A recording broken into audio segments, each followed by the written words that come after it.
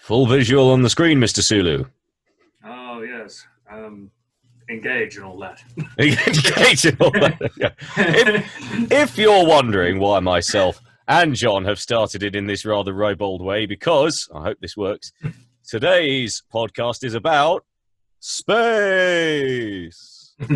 Echo. Yes!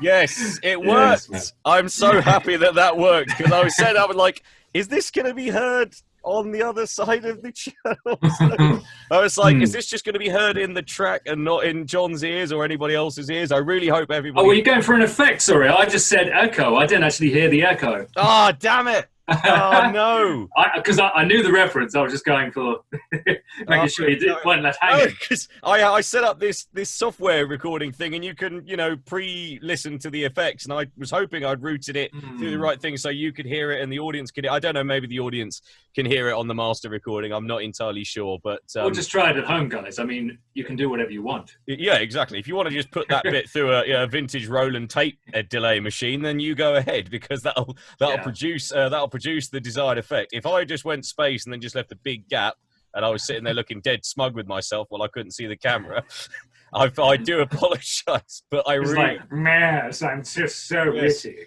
And yes, and the whole audience is going, what's the deal? I didn't the crack? Yeah, what's the crack? Yeah, I could hear it in my headphones. I put a big delay effect on an effects channel on a recording device just in the background. I was hoping that it would come out the speakers. I don't know if it's just not come out at your end. It's come out at my end. I put my effort in. I managed to pull that up. If it didn't come out, it is what it is. It is what it is. Yeah, exactly. Yeah. No, I've been looking forward to this. We've had to delay it for one reason or another, but yeah, it is. I guess, where would you say that your interest in space travel, the greater universe, where would you say that that's come from with you? Well, it started when I was a child. No, basically, pretty much. Actually, I'm not being too facetious with that. It's every kid is, once they learn about space, it's literally like they don't really have any appreciation of anything other than the world as they see it and interact with it. And then they get told by someone who's like, actually, not only is there a planet that you haven't quite interacted with yet and all of its wonderful things, there's also this big space, endless, and there's other planets and there's other things and this... And a kid's mind just go, oh! Yeah. And it's a big concept to take on even as an adult. It's yeah. I mean, even if you say, how big is space? It said, as far as we know, it's infinite. The concept of just, there's no, you can't reach an edge and then there's nothing on the other side. That whole concept is, I think that's, that's big for a kid to grasp. But I think that, I think as kids, we all knew that us or our cohorts all had the, eventually you all had the little, the poster of the solar system or something like that, and you thought that was cool. And then you started getting into sci-fi. I think probably I'd say most people of our age probably got into it. For me, it was when, and you'll probably go, I never saw the original unmolested Star Wars trilogy. For me, it was unmolested. You know what I mean when I say unmolested? It's a good way of putting that. Yeah. I mean, that's the thing. But personally, for me, I feel that like the special editions are the trilogy, because that's the only time I see them. I had the golden VHS cassette that was the big THX thing at the beginning, and the making of the Star Wars trilogy, and then the Empire Strikes Back and the Return of the Jedi, and that's how I was like, oh, space is kind of cool, traveling space. And I've loved those, films as they've come. Prequels was, as we are thrown on me over time. The prequels, yeah, they have actually. I think initially we were all just, oh god, they suck, they totally suck, they're awful, and then it's like they're not horrendous. Yeah, I think it's kind of like, especially with these newer Star Wars films, where it's kind of there's been the sensation that more than George Lucas, because basically we knew George Lucas by the end with the prequels was effectively just doing it because he wanted money. Yeah, exactly. Yeah, it was just like that is essentially it. Yeah, and but it's now he gave it to Disney. It's literally there's no illusion of it. It's not like he still loves the craft. He loves the thing he's created. No, it's just a faceless corporation that's squeezing your nostalgia gland just you can the member berries. It's the member. It's Star Wars member.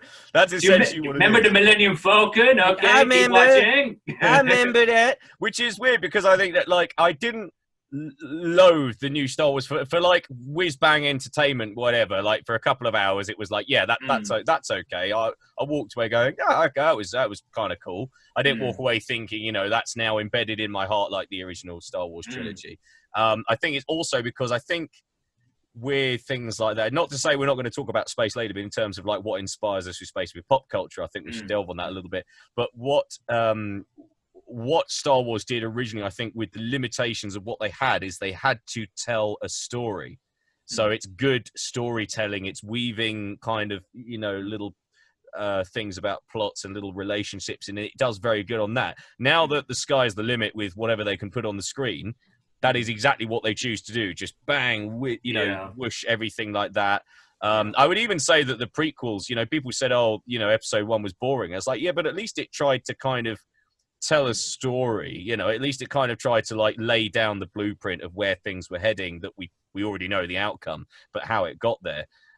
With the newer ones, it just kind of felt a bit weird. But what's weird about that is that that's J.J. Abrams, who got his hands on 2 of the biggest science fiction franchises in the world with Star Trek. And I actually think with Star Trek, he did do a good job, especially the first new film. I thought as a tribute... I would say, I mean... the Star Trek thing, a little bit, I probably would slightly disagree on that. I feel like it kind of lost a bit. I mean, probably on the point that you're making, like, for the sake of spectacle and the glitz of, like, bringing something like that up to a cinematic standard.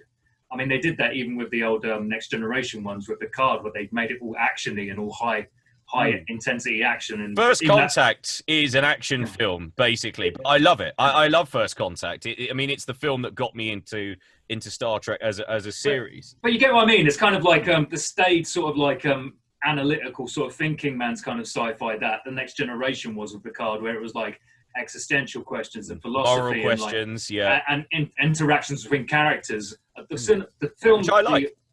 By the nature of being films, obviously the spectacle aspect and demand of the audience goes up. So you can't really have Picard pontificating on deep philosophical questions about the nature of whether artificial intelligence is able to be human. For a full 45 minutes with nothing else going on, with just him sitting in his office drinking Earl Grey. It's not, I mean, that's the thing. I would walk out of that. I'd be like... One of the best things I find with the, one of the scenes out of the films that he did was like, you remember the scene where he's like talking with a woman and it's like really intense, and she's basically like, blow up the damn ship, and he's like, no, bang, and then and it's literally like, and I was just like,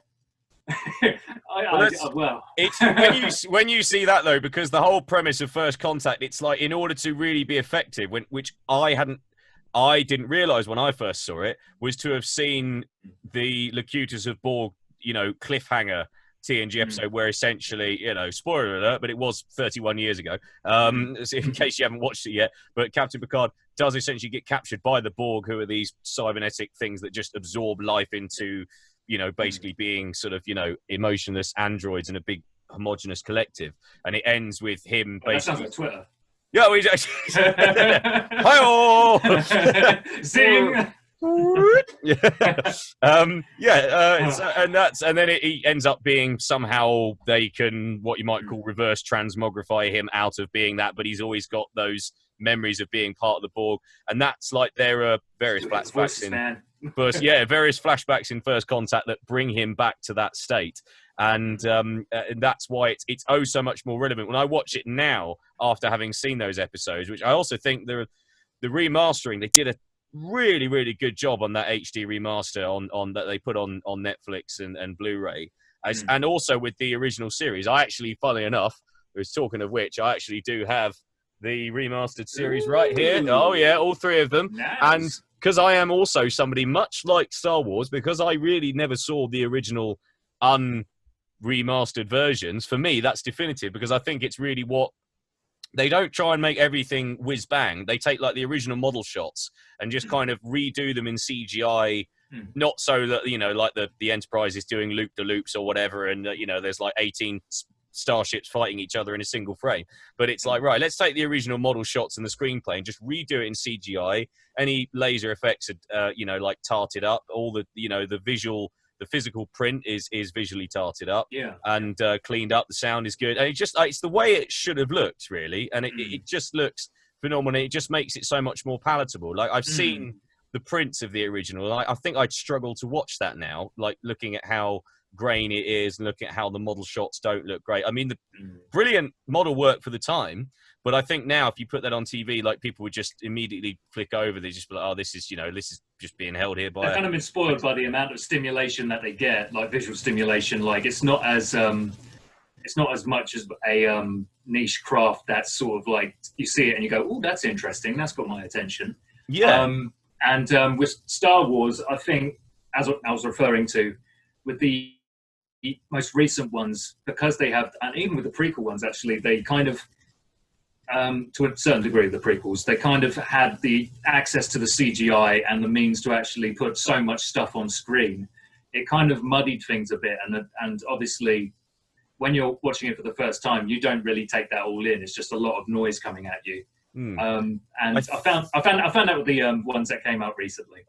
I would say that there's a lot of people who weirdly, like, it's strange how I'm gonna go tangential here, but it's strange how if you said 12 years ago, hey, everybody loves Dungeons and Dragons and everybody loves 80s stuff, you would have been laughed out of the room. And if you look, what's been the biggest, like, couple of, like, TV sensations that's happened in the last couple of years? Game of Thrones and Stranger Things. And it's like, so now cool, trendy, everyday people want to watch literally swords and sorcery, dragon, elven stuff. And, like, that's what the cool people watch on a Sunday, whenever the hell it's on. And it's weird when you think about, like, that's the in thing. So, like, all of a sudden, that kind of sci-fi is suddenly massively acceptable. That used to that stuff used to make you a pariah back in the day, and now it's all come around. And you'd have to meet people in the games. You'd have to meet people in the games workshop front parlor in order to find people with a similar ideal. And then even though it was all under dark, and you'd be talking on chat rooms and playing. Coming in an anorak, just in an anorak, just like going, "Hey, Have you got the fourth release? Have you got the fourth installment of the Elven trilogy? Yeah, it's special because it's a trilogy and they put a fourth one. Yeah, just under the cover in the brown paper bag, you know. But yeah, it's an edition. It's a special edition. Like, no one saw you here. And it is quite bizarre how, like, in a weird way, like, sci-fi and those kind of concepts have become quite grand. Every time I turn on Netflix or Amazon Prime, it's never like advertising a drama to me. I know obviously they figure out the algorithm depending on what you watch, but other people must be seeing that every other thing that's Netflix original is some sort of science fiction program. Not necessarily kind of like Star Warsy space. Sometimes it's about a sort of slightly dystopian future. Sometimes it's kind of like the whole alternative, you know, what if happened if alternative history type program. And the problem is, it is just overkill because there are too many shows out there that everybody gives like a 5 out of 5 rating to. But coming off the sort of pop culture side of it to the actual exploration side of it, it is one of those things where I sort of thought, in my heart of hearts, I would love it is if in my lifetime some other race or being, like, we discovered, like, literally had proof of tangible life in outer space, or it came here. I mean, wouldn't that be like the best thing in the world? Like, although I could see it ending pretty badly for people using it, various groups. I've got a response percolating. I've got a response. Oh, you got a percolating. It's going to be a good one. It's not to disparage the sensation, like the awe of what it would be. Absolutely, finding another species that comes to us and goes, "Hey," is like in First Contact. They go like, "Hey, you're a person. We're a person." You know, like that. And they go, "What? Fuck it." No, but my sensation would be that absolutely it would be something that would absolutely floor us, and in that, I think there's a lot to be said for how potentially dangerous that could be for humanity as well. I would agree. I would agree. I would, because I Like, don't think we're equipped to. Well, I don't think we'd be equipped even if it literally would be we come in peace. I just think that somebody would use it. Maybe a sort of what you might call hardline religious group would say that it's either a ploy or it's a fake, and it's like some sort of instrument of manipulation from whatever. or they could try and envision these guys as like a representation of their faith. Of their god. Yeah. Yeah. Exactly. Yeah. Oh, it's a sign from him that said in this text. It's the messengers. Yes, and it's definitely the messenger came in a big circly thing that looks like a saucepan, with LEDs on it. But the thing I'm driving at is basically that's a scenario. Absolutely, we could react to it and have it basically go. And I think this would more likely be part of the natural human reaction, that the more extreme and arguably either deluded or slightly insane sides of society would react to it in a very bad way, as most unbalanced people do. But generally, people would probably react in a state of panic, and it's and of course, if it's the aliens that come to us with the whole mantra of like, oh, we're like the benign alien sort of species that just comes down like, I don't know, like a floating gaseoid. Not even like a tangible, like, solid or anything, like just some floating, like a telepathic gaseous ball or something like that, and basically just goes, hey dude, I'm a ball made of gas. A ball of awesome gas. It's basically like most cheap first original Star Trek series aliens, which are just basically like matte paintings on a string. That's what they'll be. They'll just be sort of like floating balls of it reminds me of the CGI that was basically like, it was just a shimmering sort of like psychedelic kaleidoscopic sort of thing. And that was meant to be some sort of alien life form that was made of gas. And basically, they reiterated that several times over. And I was like going, isn't that the... No, fuck that. It's just, we just put a bit of Vaseline on the lens. It's like literally what we did. That's the alien over there. Or in the early TNG one with it's like the mud alien that comes and kills Tashi Yar. Sorry, spoiler alert. But once again, it's 32 years old. You should have figured this out by now. Should have watched it at least by now. It's not our fault you're only interested in this sci-fi stuff now, god damn it. You got a lot of homework to do, so sorry. Killed off because the character wasn't popular. That's the reason what happened, and the big mud monster eats her, or does something. But you are right, I think. Yeah, carry on. Sorry, I keep jumping on you, but... No, by all means. But I do say so. But generally... I mean, it's kind of put me in mind of like talking about more in-depth things, like if you know the Fermi paradox and how it talks about like the probabilities of alien life existing. I'm not aware of that. No. What? I mean, I've thrown up with the Wikipedia page, and I'll go into it a little bit in a second. But just going back to that, what we were just talking about. If they're not the species of we're benign, we come in peace, we're just curious, we've been monitoring you for millennia, and we just wanted to actually introduce ourselves for whatever reason. Like, and to be honest, those reasons might be a little bit sort of egotistical on our behalf, because we're kind of thinking, "What? Oh yeah, we're so great. Obviously, they want to talk to us." Why wouldn't they? Why wouldn't they want to? Why wouldn't they want to talk to us? Yeah, we're awesome.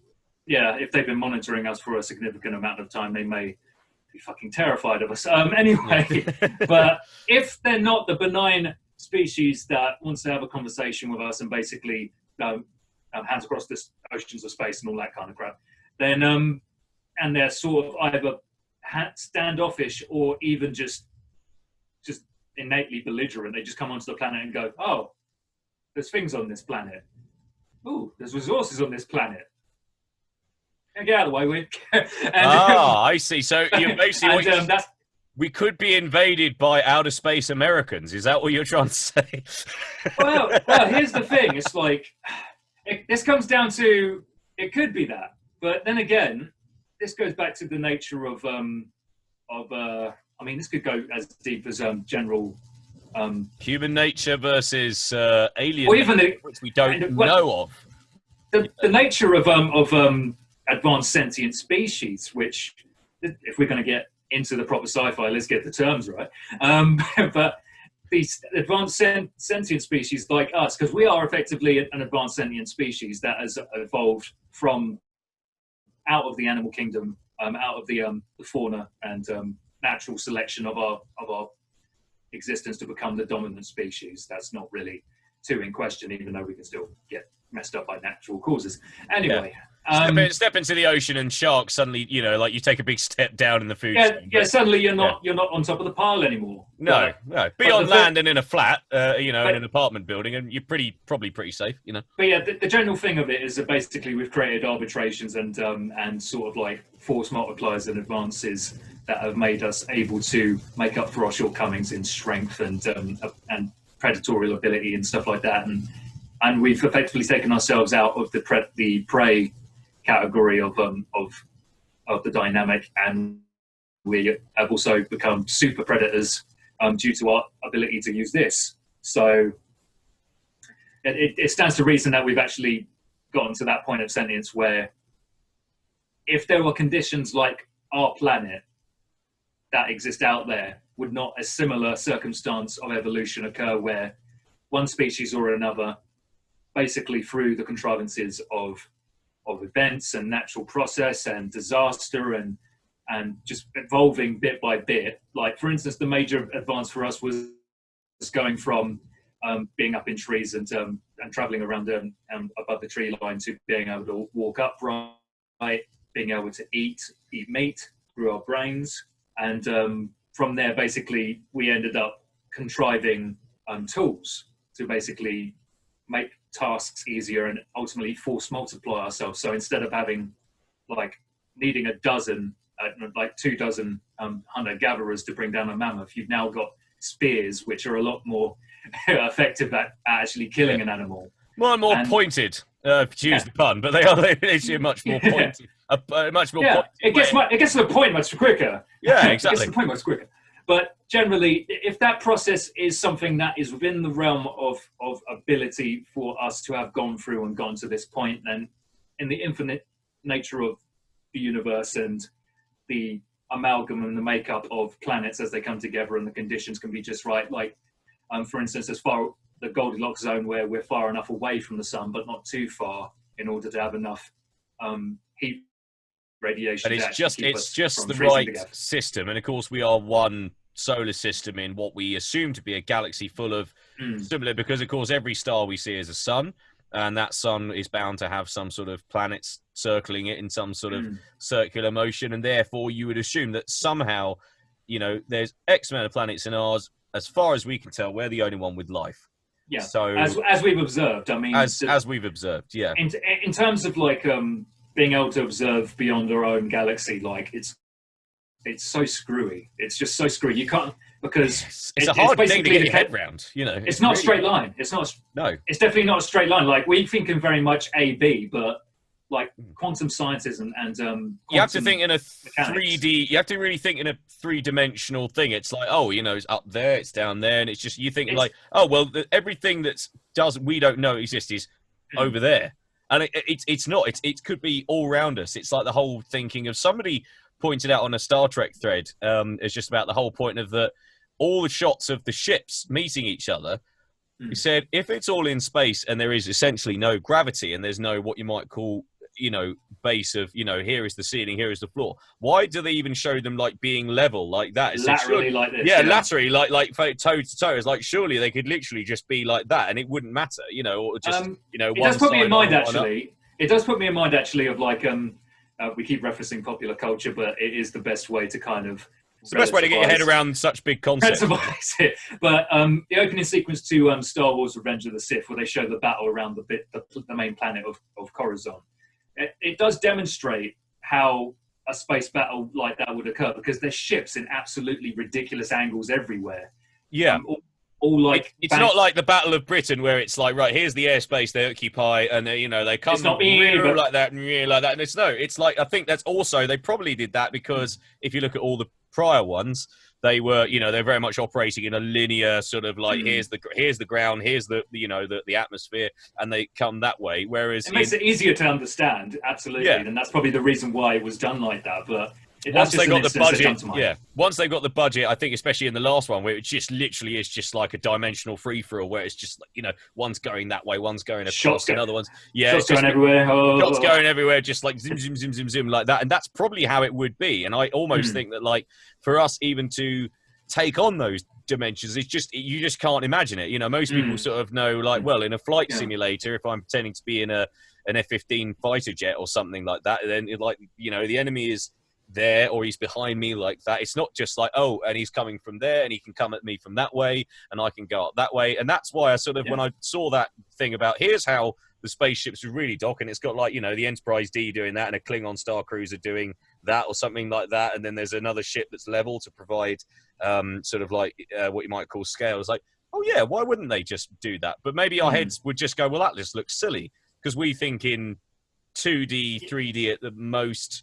Yeah, we think it like gravity, the example, gravity base. Yeah, like with the example you made of like the fighter pilot. I mean, the fighter pilot deals in the same mathematics that are obviously true of understanding the sciences of space, but they're still very much the factors that factor into them are a lot more quantifiable, like wind speed and altitude and atmospheric pressure and stuff like that. It's still very much, it's manageable. It's complicated. Don't get me wrong. I'm not a military pilot myself. No, neither am I. I must confess that I am indeed not Top Gun. So I mean, I've got the course of the weekend, but yeah, quick flight around Biggin Hill, and I'll be fine. Like something at like 900 miles an hour. Anyway, what could go wrong? But in space, like the factors that go into it are astronomical and quite mind-boggling. Just to bring it back to I've lost the train of thought there. It was really interesting. Fermi paradox. Yeah, the Fermi paradox. Yeah, expand on that. I mean, you sort of gave me the basic grasp of it. But I'm just going to read quickly from the Wikipedia. I was going to say Wikipedia because Wikipedia, but that is the Star Wars Wikipedia. Funnily enough, I've been using that quite a lot because I do write quite a bit of Star Wars in my spare time as a hobby, and it's a godsend because I can never remember all the bloody things. Yeah, and also, now that of course the expanded universe, they decided to just throw that away with the sequels, which look at all this stuff. Look at this stuff, and it's got. It's like that's all that emotional investment you made in things like Heir to the Empire and Dark Force Rising and all that. Oh yeah. You read all those, but I thought I was the only person who read all those. The funniest thing, though, just to touch on that briefly, the funniest thing now, because of all the catastrophic nonsense going on with like this new canon that they brought up and how badly received the films have been in like the actual audience, the fan audience's circles, they've actually been like slowly putting an eye to like the older sort of canon and going, well, we should actually introduce some of this stuff and try and bring them back. Well, this is what I don't understand, because they had this, sorry, we're going on a tangent because we're fanboys, but I'm just going to do it anyway. Like, if you don't know, like the things we're referring to is it literally, I think they were the first, and I remember the novelist, Timothy Zahn. I remember reading the book a few years after it came out and I loved it. And what it was based in like, this is post Return of the Jedi Star Wars. This is what happens to the characters. A few, maybe 4 or 5 years has passed. Here's where they sit now. And then from that point on, it opened the floodgates for a load of people. It was like, hey, let's write post Return of the Jedi Star Wars fiction, but let's always make it work within the parameters that Timothy Zahn set. And his books were massively successful. I read the whole lot, as well as things like Darksaber and God, I can't remember them all. And then they released like reference books like the Guide to Character. Have you got them on your bookshelf? I've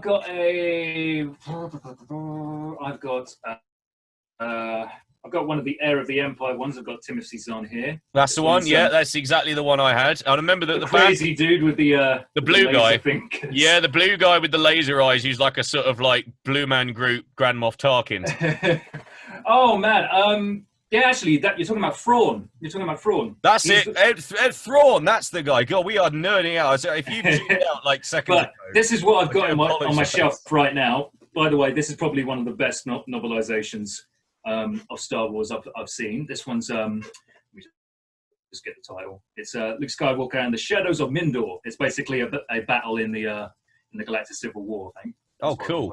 Because I remember, what was the one I read? Did you ever play and or read Shadows of the Empire? Shadows of the Empire. Yeah, it was an N64 game. It was apparently it was literally released as like a marketing thing, because it was a triple prong thing. It was a graphic novel, it was an N64 game, which was the big selling point, that was the big cash cow, and it was a straightforward book. So I think the book was written, then the graphic novel was written, and then the novel was released. So it's a little bit around Empire Strikes Back time, and it's like a sub story. It's really good actually, and like they brought in another not Sith Lord character, but like kind of like a kind of evil overlord type character who gets dealt with within it. And in the game, you got to do the Hoth, kind of like the snow speeder, you know, run the cables around the Attack Walkers thing. And then the rest of it, and that was the one thing that was in reference to the original trilogy. The rest of it was a pretty cool kind of like, it was half first person shooter and half, you know, commander spaceship type thing. And it was a pretty cool game. I don't know whether there's an emulator for it. And actually the graphic novel was pretty cool. Yeah. I mean, this is a great thing about Star Wars. It's just like the level of inspiration that it's given to people that were just taken with the concept and the environment and the universe of the story. Like myself, for three films, that is a good. It's a good legacy to have for three films that are essentially meant to be very open and accessible blockbusters that really everybody kind of can enjoy. It's not necessarily just for sci-fi nerds. I mean, I know people who would never call themselves sci-fi buff, but they want to go and see the new Star Wars film. And it's like, but it's you know, it's space battles, and it's kind of like it's an opera. It's high adventure is basically what. That's high adventure. That's the escapist. Everyone wants escapism, and for a lot of people, the idea of adventure, going on like far-flung quests to do certain things and face. It's why Lord of the Rings is so popular across the board. Yeah. It's like an endemic sort of motivation. By the way, I know we're on this tangent, but I'm going to kind of pull the plug on this so we can get back on. Are you going to bring it back upon? Yes. I'm going to pull back in. But pull the handbrake. Just before we do that, I'm going to recommend one more Star Wars novel to you, and it's actually something that is a little bit off the wall, but Star Wars Death Troopers. Now, what's that? What's the premise of that one then? Basically, a couple of normal guys. They basically end up on this penitentiary ship that gets taken in by this Imperial Star Destroyer that's running sort of completely unpowered. It's kind of like completely abandoned as far as they know. They get taken aboard. They go aboard it, and basically it turns out zombies in space.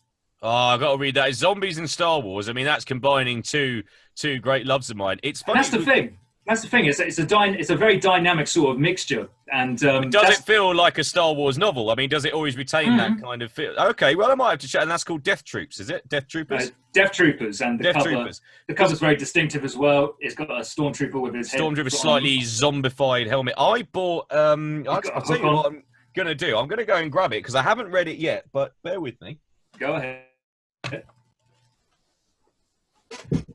We'll get back to the proper space discussion in just a moment. That I hadn't actually read any sci-fi, and I thought I'd treat myself to a book, and I bought this, and I don't know whether anybody else has read this. I just saw it, and I kind of like the look of it. It's Peter Hamilton. It's the reality dysfunction. I keep seeing his name, and I go to the sci-fi section. That's a thick boy, God Almighty. That is it. Yeah, look at that boy. Yeah, that is a thick boy. Yeah, it says space. The tagline is "Space is not the only void," and it was one of those things because I think the problem is a lot of these things they're so episodic that you absolutely have to find the first one, and especially if you go to a charity shop, there's always like the second one. Like I can never find the Stephen King, like the first Dark Tower. It's always like the fourth or the fifth, or like I can never find the first one in a charity. Like nobody gives the first one up. They give away like the second or the third. No one gives the full chronological order. No one gives it in chronological order. So you have to. I'm tired of all of these. I'll get rid of them along with all my Neil Diamond albums and put them in the charity shop. Neil Diamond doesn't have a good shelf life with people from the looks of most charity shops. And I mean, I'm bored of looking at Jimi Hendrix guitar, so I'm just going to put that in there as well. Yeah, exactly. People don't give away their Jimi Hendrix records, I tell you that. Yeah, but no, this one looked like I looked at the back, and I deliberately looked for something that was like a standalone book. And just because I haven't really got it, like I haven't really read any sci-fi for a long time, so I thought I want something that'll just be like a good standalone thing. And I'm yet to get into. I'm currently reading the autobiography inverted commas of Alan Partridge. And I Partridge, it's called, and it is making me laugh out loud ludicrously. And I also finished. Sorry, I'm just going on to book chat with Oscar and John, but I am going to recommend a book that I just read. That's a Stephen King book. That's not really like any other book I've read because it's not strictly horror. It's kind of high concept, and it's called 11/22/63. I know that sounds like a bit of a mouthful, but the premise is somebody finds out that they've got a time portal in a diner. It's always in Maine. It's always in the state of Maine, in a small town. Let this guy who's had it lets this school teacher know, and as his dying breath, he goes like, "Would you attempt to go back in time and prevent the Kennedy assassination? Because I feel for me that's when the thread of democracy, society started to unravel, yada, yada, yada." But you have to go all the way back to 1958, 5 years before, and occupy yourself up to that point. So he does that. And the whole book is basically him, our main character, getting himself up to basically safely living through to 1963. But, you know, like falling in love, getting in trouble with, you know, money and legalities and putting his foot in it with making cultural references to things that haven't happened yet. It's a really, really good book. It's a really, really good book. I absolutely loved it. And the twist at the end is just like, whoa, where did that come from? Because it's not sci-fi. There's not like evil demons or, you know, like monsters from beyond or anything. It's just like a what if this could happen? What if you could change this? I'd thoroughly recommend it. So it's Stephen King, 11/22/63, which is the way the Americans do the date, is the 22nd, because that's the date of the Kennedy assassination. And, you know, what if you could change time, but you had to go back wholesale, like a good 5 years before, and if you could change other things in history. So that's a good one. So that's our book recommendations there. I hope you've enjoyed that. I was thinking we should have done book recommendations because you get through a lot. I know you get through a lot of them pretty quick, and so do I. Not as many as I'd like. But yeah, so that is the thing with what I want to discuss is this thing about Venus. Now, did you posted it? I think about, they said that there's some gas on Venus that really could only be caused by something organic. There's a certain emission that comes from life that basically is to do with digestion, and I think it's like to do with sort of like bacterial or low life form organisms consuming material and emitting this gas. And they hadn't actually detected it before, but they started detecting it from Venus, which is very strange. And it kind of, on the back of what discoveries on Mars as well, it's kind of like slowly building out this idea that there is, to a degree, some level of life in our solar system. It's just that it's not quite what we're so desperate to find, you know? Because it's not even like, I think if a species, if we just found something crawling around like a sort of, I don't know, like a space armadillo or a space platypus or something crawling around on Mars or Venus, like we'd be absolutely over the moon. Like we would be like, wow, there's an actual thing on Mars. On that note, it's sort of like it would have to have been caused, as in that's the past tense. What it sort of made me think of is the more nerd credentials. Captain Scarlet. The premise of Captain Scarlet is that the bad guys are people who used to live on Mars. Like the premise was that, it's the Mysterons. The Mysterons were the bad guys. You never saw them. They were always represented by these two little sort of, you know, basically cheap light cutout Fresnels that just went over the bodies of their victims and then resurrected them. And and a theremin would play ominously in the background. That shit me up when I was a kid. Oh, massively, yeah. Especially the bit where it transfers to like it's Captain Black standing over his own grave, you know, like, and it's that first episode where it's like you got the good Captain Black, and then there's the slow Mysteron threat because they've blown up their little their old, you know, base or whatever it was they had. You never see what these creatures look like. You just see that they're actually willing to offer the hand of peace. The people in the little moon land or whatever it is blow up the base. They reconstruct the base, which absolutely scares the shit out of the people in the moon lander because they can't believe what they're seeing is happening. And then you see like the good Captain Black slowly become like the sort of 5 o'clock shadow and the dark eyes Captain Black. Yeah. And that would that scare the shit out of me. Emo Captain Black. Yeah, exactly. Emo Captain Black, who has suddenly very, very dark eyes and the eyebrows get a bit thicker, and then suddenly there's a permanent 5 o'clock shadow, you know, like. Because he's evil now, guys. Because you know, people who shave, you know, people who don't shave regularly, they've got to be the evil ones. Hence why I've got a tidy thing going on here. But that's. Oh dear. But there's a whole idea of like whether that's like life was there, not necessarily that it is there now, But whether it was there in the past, whether there were things, even if they were just little sort of, basically little, squidgy little fart machines that just, because it's like, if there's that much gas, there's got to be a serious problem with their fiber intake. So I can only assume. It's got a lot of gas. Yeah, just eating too much Weetabix. You got to have some fluids with that, otherwise it just all turns into stench. Yeah, on first contact, we offer them a dietary plan, and just offer them. It's like, hey, how about some vitamin water? Maybe don't eat an entire wicker swing set every day. I think there's a little bit too much going on there. You're passing regular. You got to be passing regular, and it shouldn't be too soft. Shouldn't be too hard. To be fair, that point, just to jump on. It's not quite the same line of thought, but it kind of goes into it does feed into the idea of the Fermi paradox, which I'll read in a little bit in just a second. Hopefully we don't get too distracted again.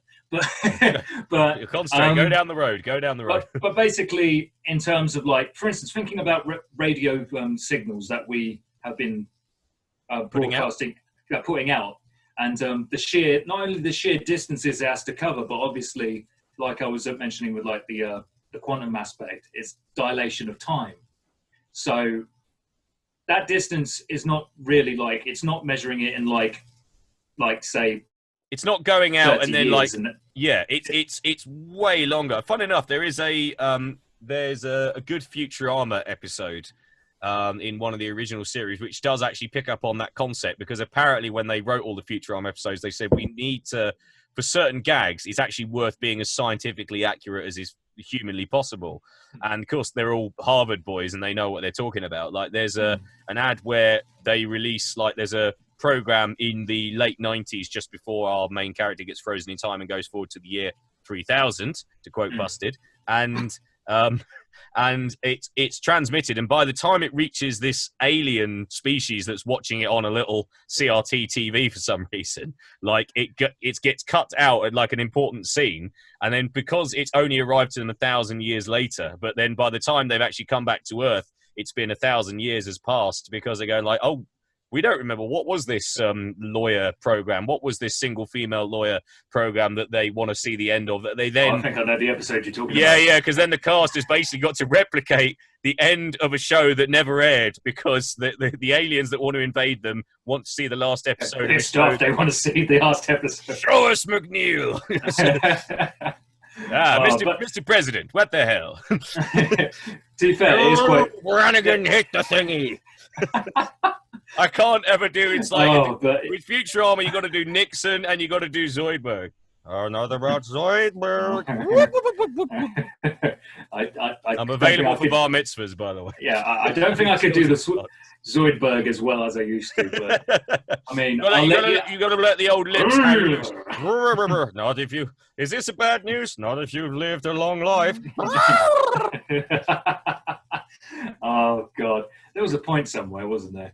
There was. Yeah, but I think it was about the time elapsed versus sending out signals that might not even be picked up until, I don't know, hundreds of generations since we will have basically departed, and that is essentially could happen. But I think the idea that the speed of sound is one thing, the speed of light is another thing, and even in the premise of Star Trek, the speed of light on its own is still just about enough to get you not even quite to the moon in 2 minutes or something like that. That's the preset. Yeah, the speed of light is still as fast as it is for our perception. It's not really that fast a process in terms of the sciences of how matter works. It's something I don't know. I think I was reading up. In fact, I was reading up on space facts before I started this. How very handy, because I did absolutely no research whatsoever. No research. Typical. I just thought I'd wing it. I spend all day. Hey, I was up at 4:30 this morning. I was in the car by 5:30. I was trudging through mud and rain with leaky boots at 6. We've got to make these calculations, Asker. And eyeball it. Keep your eyes on the prize, man. But basically, in terms of, I think it's I read it was something like 300,000 kilometers a second, which is the that's the speed of light, is it? The equivalent, thereabouts, the equivalent of speed of light. 300,000 kilometers. So that's got to be something like 200,000 miles a second, ish. 200,000 miles a second. Something like that. Something like that. I'm a bit hazy on my old quantum kilometers. sizes. Yeah, my metric to imperial is a little bit shaky, I'm afraid. But so that's 200,000 because it's like that's a unit that in a way we have nothing to compare that to because it's like the diameter of the Earth is only so big. I don't even think it hits what 10,000. I mean, is it around the equator? I don't even think it's 10,000 miles around the equator. Is it? Not even that. It's got to be something just under, or maybe just a little bit over, but surely not any more than that. Because I think America from coast to coast is 3,500 miles or something. 4,300 something. Last I read. Right. So that surely means that do you know what? This is annoying me so much. I am actually going to Google it and.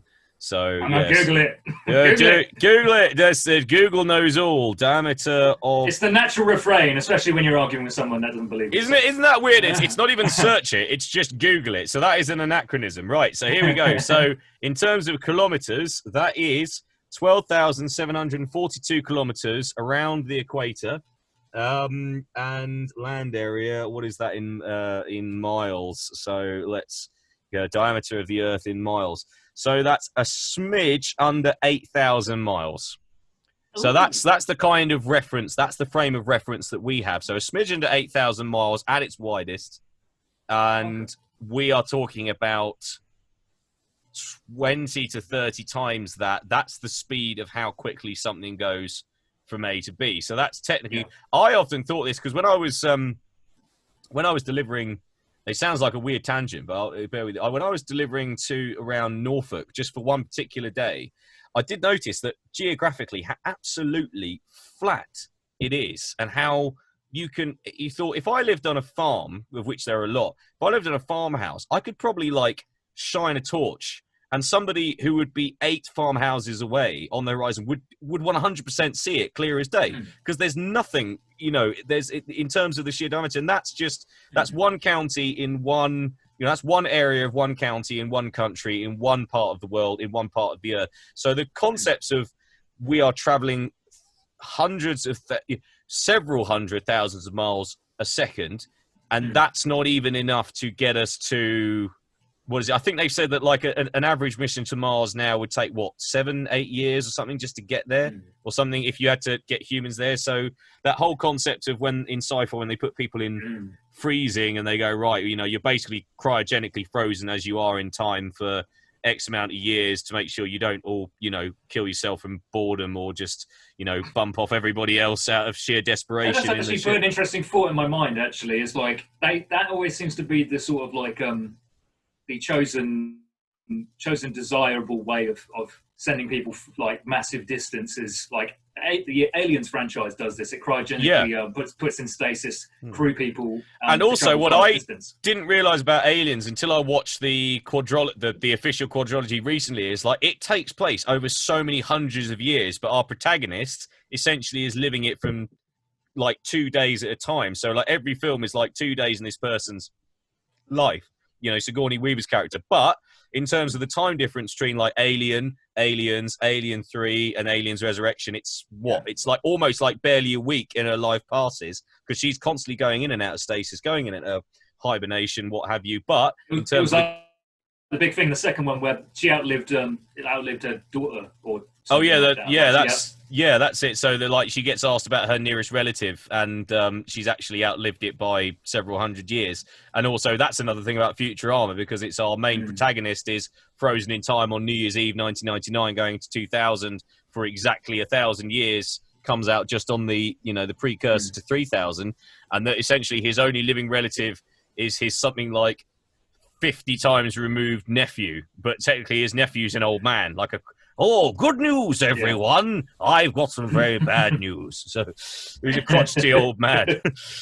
But that's just the thought I was coming across with that idea of cryogenic freezing. It's like, I mean, this is probably ignorant of the actual in-depth of the sciences. I always get the sense, like, as soon as they've done freeze you, like all of the sort of like toxins of the area and the degenerative processes that were meant to be going on in your body would all happen at once. And you'd just be like, just like melt into a pile of goo. It would just be basically like a real fast motion version of the end of the Last Crusade, like drunk from the wrong cup in the the poor bastard would just like and just become down. There's the skeleton, like like the sort of the sped up film of turning into the skeleton with no eyes or anything like that. He chose poorly. That would happen to you, or any kind of contaminants or germs that you were not used to in your time that your immune system hasn't had an ability to either fight or get used to or be infected with and develop antibodies. They would all hit you at once, surely, because it's like the condition, the atmospheric conditions would be different. Actually, that's put me in mind of another film. It's like Aliens, one of the more recent ones, the ones with Michael Fassbender. Oh, see, I haven't seen any of that. I haven't seen Prometheus. I haven't seen was it Aliens? Was it the one with Adrian Brody, which I didn't see? Sure. Adrian Brody. I think that may have been Predators. Predators. Sorry, I'm getting my franchises mixed up. Damn you, science fiction! Why are you so confusing? Why are you so confused? There's too many franchises to worry about. Generally, the one of the things that happens in the second new one, which is they land on a planet which is not part of the plan. They're basically like they're bringing colonists to a certain place, not part of the plan. They hear like a transmission from the planet. And I only do this because I was watching a review of it, which was kind of scathing of the entire film and said it was absolutely burning pile of shit. But I'm willing to watch it because I heard a lot of good things about Prometheus, so I'm willing to give Prometheus a watch. I know it's a prequely kind of thing, but I will give that a watch eventually. They go onto this planet without respirators. It's completely uncharted, uncatalogued, unvisited planet. They go on there without any kind of breathing apparatus whatsoever. And there are apparently spores on the planet that infect the crew, certain crew people. That's about. And the narrative inconsistency in the film is it happens to like one bloke when it should really just happen to everybody. Well, that's like the thing. I mean, that's like the thing. I know we're just basically at this stage. It's like ticking off all the we're jumping from one to the other. Ever watched, but essentially, it's like the thing. The premise of the thing is it does infect certain people, but you can't tell. But some people are not infected by it, much like anything. But yeah, the whole idea that the spores affect people. I mean, that's an old original Star Trek. Captain Kirk, Spock kind of era trope. I mean, that was like used about 3 or 4 episodes in some different sense or another. So it's interesting that's not even like the aliens are the main villain in that one. It's like the spores or like there's. It's really kind of like there's kind of some like proto-alien weirdness because it's like I won't go into all the plot details about that one. I'll let you watch it and then you can come back to me. I'll give it time of day. Yeah, give it a time of day. I've probably disparaged it a little bit too much, but watch the film, judge for yourself, and hopefully it doesn't stink as much for you. Anyway, I can enjoy a crappy film on a crappy basis. I watched Rambo, as in the 2008 Rambo, which I knew was bad the other day, only because I told this is the most obscenely, cartoonishly, ultra-violent film you will ever watch, and it's. I kind of enjoyed it for that reason, though. I did as well. It's like there's no plot to speak of. Rambo is now a living god of war, and he just kills every single thing. Can just like literally. I mean, there's like a thing where it's just like some some kid is like thrown up in the air and then like shot multiple times while he's in the air and just blows up in midair, or he's just like basically like he's impaled one of the sort of. These commando militia people on the end of a gun, and he's sort of using him as a human shield. It's so cartoonish. It's like ultra violence. It's ultra violence, and it's a great evening's entertainment because you will laugh your head off. But it's Citizen Kane. It is not so. Yeah. The narrative weight of it is less than the Rambo 2008. The rippling muscles of Stallone. Yeah, exactly. Rambo 2008. Give it a watch if you want to. If you want to laugh at cartoonishly silly violence, or that makes Itchy and Scratchy look like Steamboat Willie. But jumping back to that point of basically like cryogenic. If you came out of cryogenesis and basically your biological matter is still temporarily and situationally linked to the time you actually came from, in my mind. I mean, I don't really have a reference scientifically for this, but it makes sense to me that you are a product of the environment and the time and the surrounding influences that you're frozen under. If you were suddenly like frozen now, and then you get taken to like far off planet because the Earth is unviable and all that stuff, and then just in a hypothetical, and then they pop the cork on you and bring you back out, the atmosphere they might have for you, even if it's like recycled or purified or whatever, your body might just not react to it right, and you may just end up like, well, maybe not as cartoonish or terrifying as melting on the spot, but not like the total recall of like going out where there's no oxygen and then your eyes just God, too fair.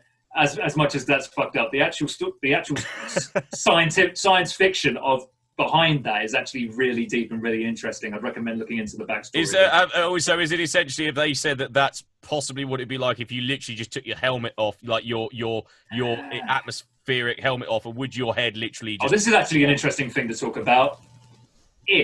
No, but yes. Right. And that's the meme. Well, kind of, but no. Yeah, it's it would happen to a less explosive and extreme extent. Like if you were to like go outside in a spaceship, go do a spacewalk on a spaceship, and your spacesuit fails or something like that, or your visor gets broken and you're exposed to the vacuum of space, your eyeballs would not explode out your head. Oh, good, good. But you would be pretty much, because there's not really anything that like keep all the pressure would basically be like dissipating from your body, because you're pressurized inside of your body, but now you're exposed to no I'm going to assume vacuum. That possibly then you end up like sort of like shrinking or something like that, or you sort of hollow it out or something like that. Basically, it would draw like all the moisture out of your eyes, probably bleeding, blood would try and escape your body. Basically, the pressure difference would be very painful. You could actually do it. You could actually walk from, if there was a crisis, you could walk from one point on the spacewalk to another one, get back inside, but you would be quite badly injured from the experience. You'd probably need a big recovery time. Yeah, like it's basically effectively like big IV bag would be needed after that. Yeah, I'd imagine. Yeah, you definitely need like a tank. A suite. Yeah, you would need the full pack of Werthers, you know, like you Sucking these, I can. All the air's been sucked out of my body. Quick, somebody get this man some glacier fruits. But yeah, basically, that's one of the tropes that's... God damn it, Jim, I'm a doctor, not a confectionist. But it's one of the tropes that is very visually stimulating, but obviously it's a construction of film. It's not really real.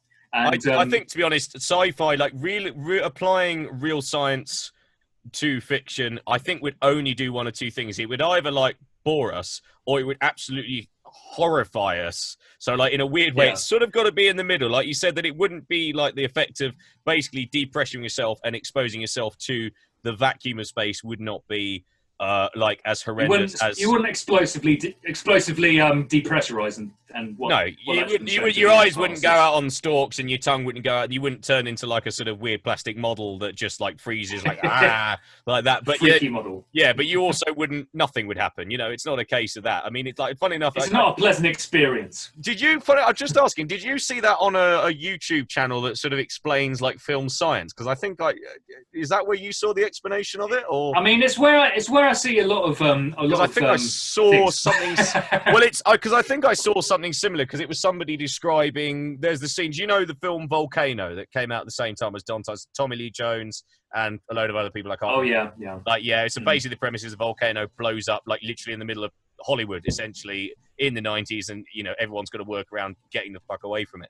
And there's a quite horrifying scene where they're trying to rescue people off a subway train, but you can see the lava is coming like down the tube to the subway train, and the last like guy who does this heroic, you know, the music, he leaps in, he leaps into it to throw that person, to throw that last remaining person out of danger. But as he's going down, he's literally like screaming his eyes up, and he just sort of slowly melts in. By the way, that was really emotional, because the soundtrack to it, I mean, so heartrending. Yeah, that soundtrack and the film itself is actually really entertaining, despite the science being absolute fucking bunk. But it's like Rambo, it's one of those things. It's an entertaining film, and you are watching people like essentially what you might call problem solve. You know what around.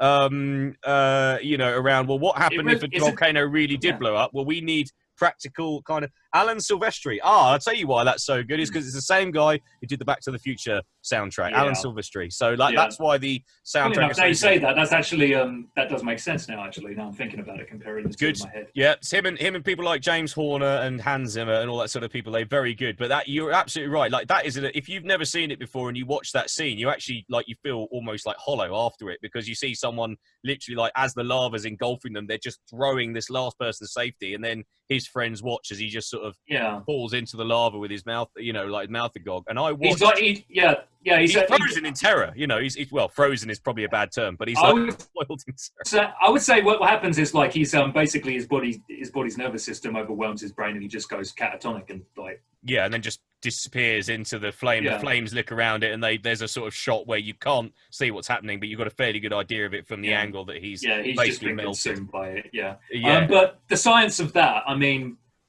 we've gone on so many tangents. The science of that was in this video, which I was wondering whether that's where you got the reference to this actually happened, because the video that I saw is this rather sort of good-looking Scandinavian-looking guy, kind of like long-haired Kurt Cobain guy, who does like a series of videos about here's what would happen in real science. It wouldn't be this crazy, but I think I know the guy you're talking about. He kind of looks like a Thor kind of guy. Yeah, that's exactly the guy. I can't remember his name. He kind of got a bit of a, you know, sort of like a Chris Hemsworth kind of, sort of hippie, sort of like talks like this, and he's sort of actually, it would be kind of like this, you know. Wouldn't it be crazy if you really did that, you know? And he explained that essentially all you would do would just be whoosh, a burst of flame, and then you'd be gone. Like there would be no sinking into the lava slowly, looking dramatic because the heat of the air itself would actually set you on fire. Like, of course it would. After a certain point of like getting there, like you wouldn't even need to touch the lava or magma as it would be. No. Where you would be would be so superheated. I think you know, as you said, your nervous system would probably just be overcome and shut down. Like essentially, the superficial layers of your skin would be burnt off, and your nerves would be seared shut. So you probably would be completely numb on the surface, facing the actual liquid, and all kinds of other gory stuff. Like it would not be like the sort of Arnold Schwarzenegger. Like again, I was like very gently going into the lava in T2, putting the thumb up. You know, like just like something I can never do. I understand why you cry. It's Arnold Schwarzenegger. He could do what he wants. He can do what he wants. Yeah. I'm a machine. I can go in the hot water. It's not even magma. It's water to me. Because you told me to. You know. I went to go and see. I must say, I had a brilliant night. I went on my own, and it was the sort of like it was a re-release in 4K and 3D of T2 on the big screen one night only. I think it was the 25th of August 2017, and there's a relevance. You don't tell me about. Yeah, well, I didn't know. I know. We would have absolutely loved it. And you brought in 3D glasses, and the print looked amazing because I mean the thing was originally shot in 70mm, which you notice like things like that shot in 70mm, Avatar shot in 70mm. It's kind of film.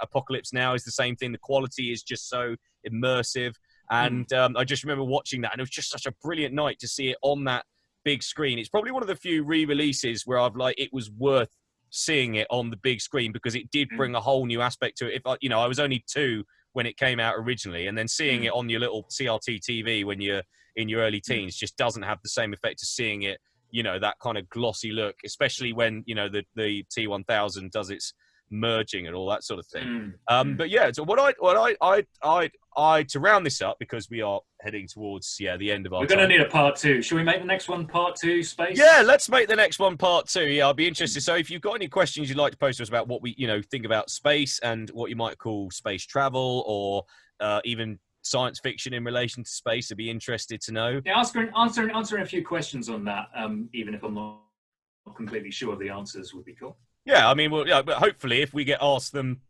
prior, we'll actually have time to go and research them, like like intelligent YouTubers do, which is, I don't know, prep, which apparently which only you have done, but I've been working very hard this week. I've been getting sort of like I as much as I gave you crap for that, I kind of did a sort of like a last minute sort of meander through certain like random pages and just go, well, at least I have some source material to bullshit off of, which I haven't used. We padded it out, didn't we? We padded it out pretty well. I think we've established we can talk a good some interesting sounding bollocks. Yes, without needing prompting, really. We don't really need prompting to go off on tangents. We don't really need prompting to we don't really need to be like, oh, I've forgotten what I was getting. Well, we do forget what we're going to say, but we sort of verge back in and remember something. Yeah, remember something. We forget what we talk about all the time. Yeah, and we remember something equally, if not as differentially interesting on a completely different subject that somehow relates to the subject at hand. But yeah, indeed, as we say before, thank you for joining us. If you've got any comments, like, subscribe, or whatever, comment in the box below or on Facebook or YouTube or wherever you view this. We'd love to take suggestions. So there is going to be a part 2 to this, and I promise I will go and do some research somewhere, and we will hopefully have this. So from this point on, it's goodbye from me.